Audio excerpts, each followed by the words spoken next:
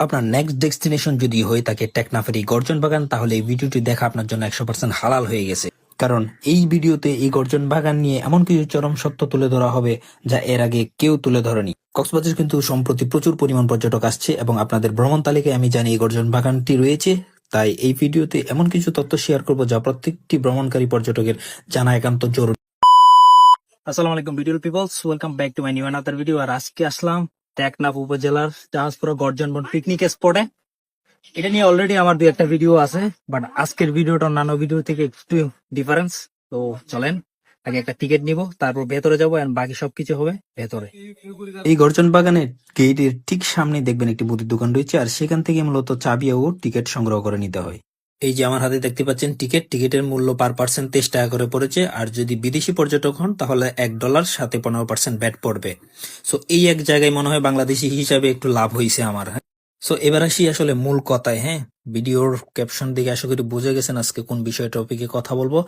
এই গর্জন বাগান নিয়ে, অর্থাৎ টেকনাফের ভাইরাল গর্জন বাগান নিয়ে আজকে চরম সত্য আপনাদের সামনে প্রকাশ করব। আমার জানা মতে এই বিষয়গুলো নিয়ে এর আগে কোনো পর্যটক বা কোনো ব্লগারই আসলে কথা বলে নাই। সবাই শুধুমাত্র এই গর্জন বাগানের সৌন্দর্য তুলে ধরেছে। আমিও বেশ কয়েকটি ভিডিওতে এই গর্জন বাগানের সৌন্দর্য তুলে ধরেছি, বাট আজকের ভিডিওটা টোটালি ডিফারেন্ট।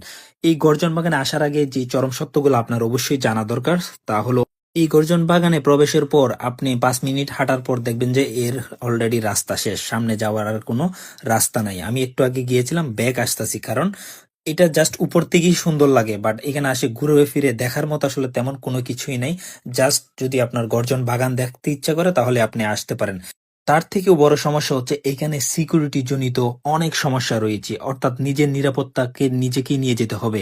অর্থাৎ এখানে কোনো সিকিউরিটি গার্ড নেই, ইভেন আপনার কোনো প্রবলেমে পড়লে এখানে যে হেল্প চাইবেন এমন কেউ নাই। অর্থাৎ নিজের সেফটি নিজেকে নিয়ে যদি যেতে পারেন তাহলেই মাত্র এই গর্জন বাগানটা আপনি ভিজিট করতে পারেন। আর আপনি যদি একজন সোলো ট্রাভেলার হয়ে থাকেন, অর্থাৎ একা একা ভ্রমণ করতে পছন্দ করেন, তাহলে আমি বলবো এই জায়গাটা থেকে 100 হাত দূরে থাকেন।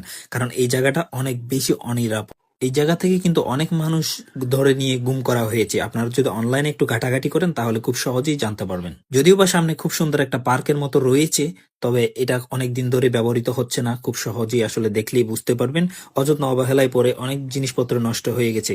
আর অবশ্যই যে জিনিসটা মাথায় রাখবেন তা হচ্ছে সন্ধ্যা হয়ে যাওয়ার আগেই কিন্তু এই স্থান পরিত্যাগ করার চেষ্টা করবেন। তবে আপনারা যদি কোনো একটা বড় গ্রুপ নিয়ে আসেন তাহলে অবশ্যই এই প্লেসটি ভিজিট করে যেতে পারেন। তবে শুধুমাত্র আপনি যদি এই গর্জন বাগান ভ্রমণের উদ্দেশ্যে আসেন তাহলে বলবো আপনার লস হবে। তবে টেকনাফের অন্যান্য যে সকল সৌন্দর্য এবং ভ্রমণ স্পটগুলো রয়েছে সেগুলো ঘুরতে আসেন, সেটার পাশাপাশি তালিকায় এই গর্জন বাগান রাখতে পারেন। তাহলে আমি বলবো আপনি ভিজিট করে যেতে পারেন এবং পরিচিত হতে পারেন 2-3